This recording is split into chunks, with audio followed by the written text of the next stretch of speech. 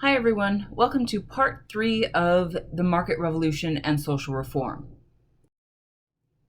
Our question here is, what efforts did Americans make to improve their society during the period of the market revolution? In the video, John Green mentions the Transcendentalist movement, and that was sort of a spin-off of the social and economic change brought about by the market revolution. And these social reform movements fit into that same sphere. So all of these things are sort of swirling around together. By far, one of the most popular social movements of this period was the Temperance Movement. And this was an effort to limit alcohol consumption in the United States. Many of the middle and upper class individuals in the United States felt like immigrants were bringing this alcohol abuse or overuse into the US, especially the Irish and the German immigrants had a bit of a reputation for heavy drinking. And so the temperance movement is concerned about the influence of alcohol abuse or alcoholism and its connection to other social issues, particularly poverty, family neglect, and domestic violence. So in 1833, the American Temperance Union was founded in Philadelphia to do just that. This is a group that is encouraging Americans to drink less. And this is actually a big deal at this time because in 1810, when you take a look at the 1810 census, there were over 14,000 distilleries in the United States, and they produced over 25 million gallons of liquor per year. The average American consumed about 25 gallons per year, and that's not including beer and wine. It's just hard liquor. So Americans are pretty heavy drinkers at this point. And so the American Temperance Union is looking to reduce that alcohol consumption and hopefully reduce these other social issues like poverty and domestic violence. This is by far the largest movement of the era, but it's going to be overshadowed by the growing importance of the abolitionist movement or the anti-slavery movement. But this temperance issue is not going to go away totally. It's going to come back up once the Civil War is over. One of the other big issues here, and it's actually related to the temperance movement. And so when we take a look at temperance, at women's rights, and at abolitionism, these are things that you see much more commonly in the North than you do in the Southern states. Now, that said, one of the groundbreaking moments in women's rights history in the US takes place in a Southern state, Mississippi, of all places.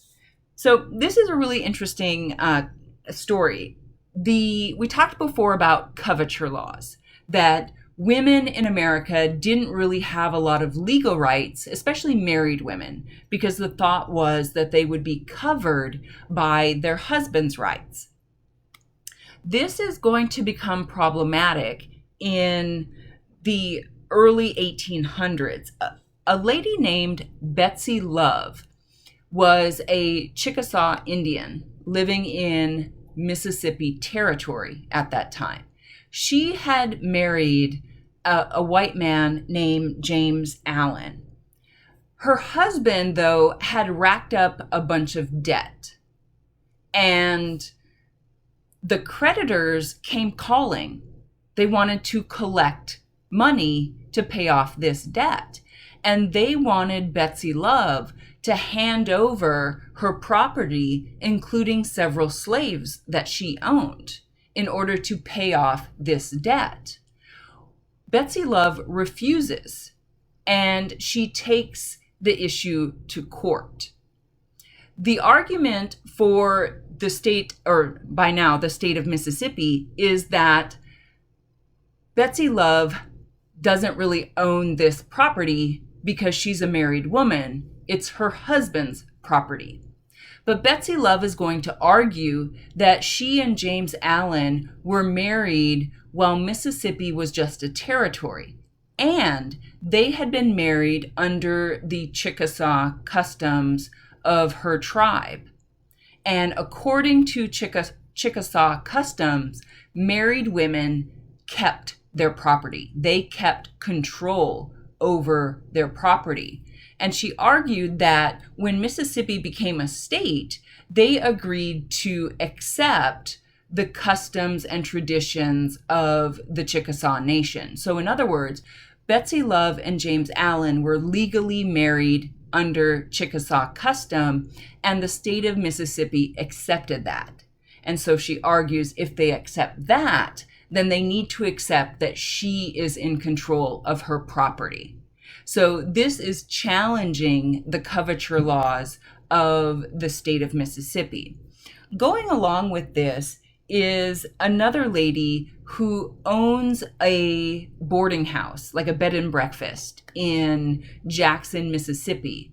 And many of the legislators who would come into Jackson for the legislative session stayed at her boarding house. Well, they were debating this idea of married women's property, and she was in a situation very similar to Betsy Love's. Even though she was a white woman, her husband who was a white man, had racked up a bunch of debt. And the creditors wanted to take her property, her slaves, as payment for that debt. And the legislators that were meeting in her boarding house were concerned about passing this law. And she basically told them that they were either going to pass this law or they were going to have to find another place to stay in Jackson. And the funny part about it is that there was no other place to stay in Jackson. And so these two remarkable women helped push for Mississippi Married Women's Property Act in 1839. By the 1860s, several more states had similar laws. A second example within the women's rights movement was the Seneca Falls Convention in 1848. Two ladies, Elizabeth Cady Stanton and Lucretia Mott, had really started to be politically active within the abolitionist movement, and this was honestly true for many women.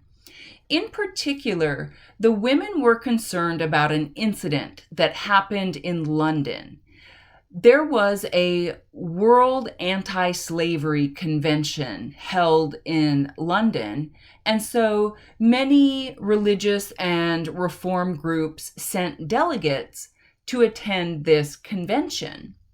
But when the delegates got there, the female members of the delegation weren't allowed to attend. They were barred.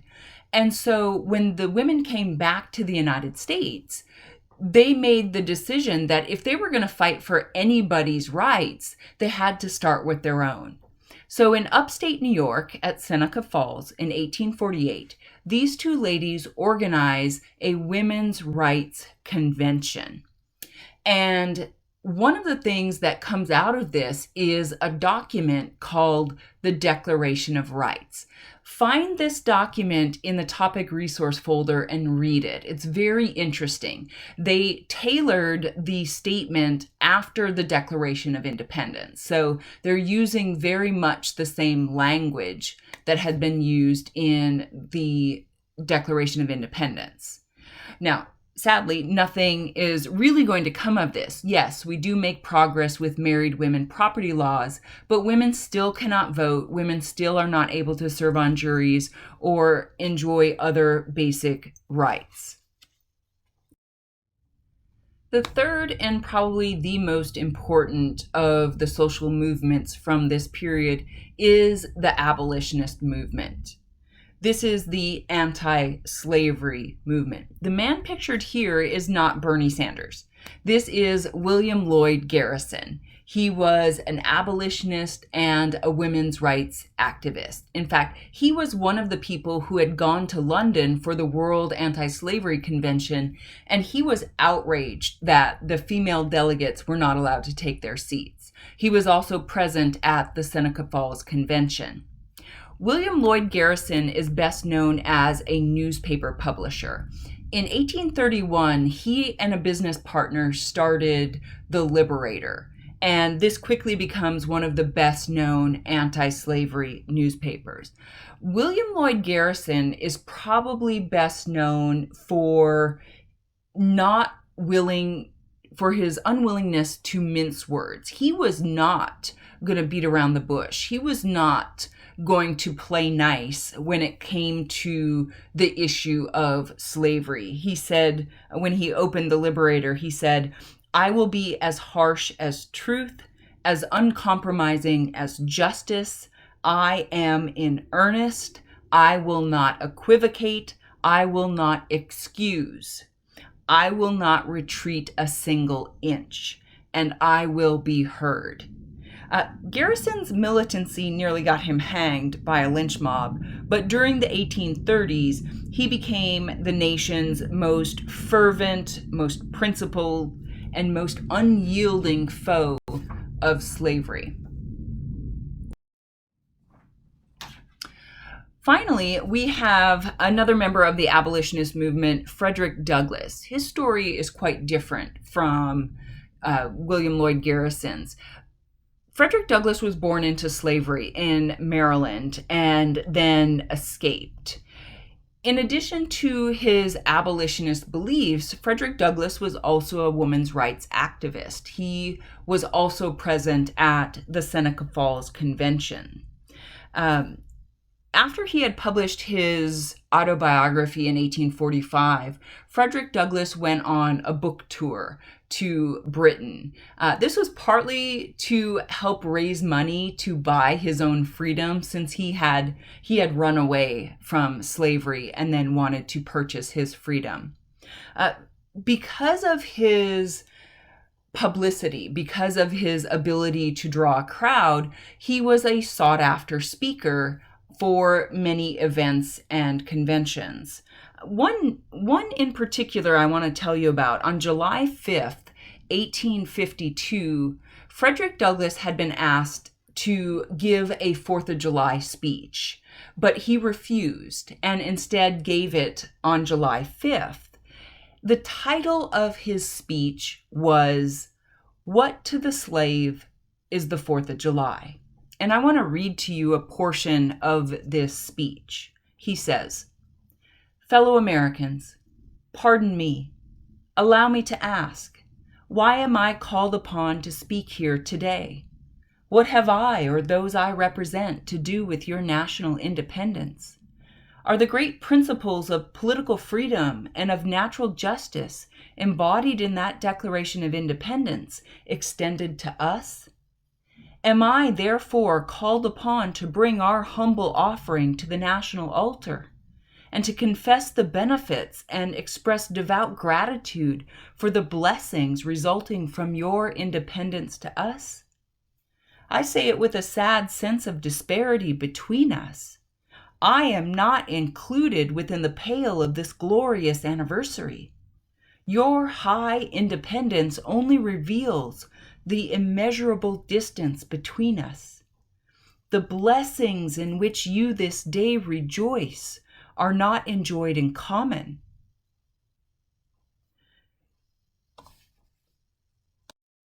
The rich inheritance of justice, liberty, prosperity, and independence bequeathed by your fathers is shared by you, not by me. The sunlight that brought life and healing to you has brought stripes and death to me. This 4th of July is yours, not mine. You can rejoice. I must mourn. To drag a man in fetters into the grand illuminated temple of liberty and call upon him to join you in joyous anthems were inhuman mockery and sacrilegious irony.